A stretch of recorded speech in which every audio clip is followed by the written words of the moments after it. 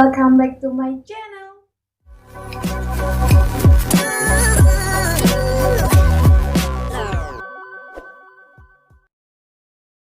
Oke, jadi di video hari ini aku mau membuat tutorial cara membuat bunga mawar. Jadi aku membuat bunga mawar kertas ini dari kertas jasmine. Sebenarnya kita juga bisa gunain kertas HVS, kertas manila, ataupun kertas berbaut. Tapi di sini aku mau gunain kertas jasmine untuk membuat bunga mawar. So, buat kalian yang penasaran bagaimana cara membuatnya, stay for watching.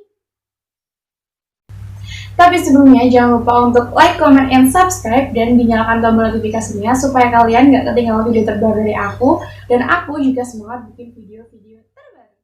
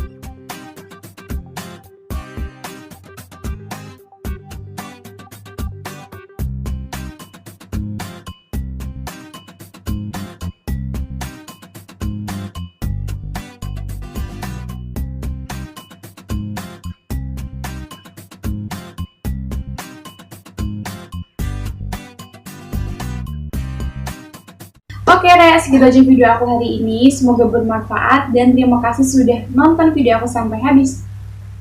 Bye-bye!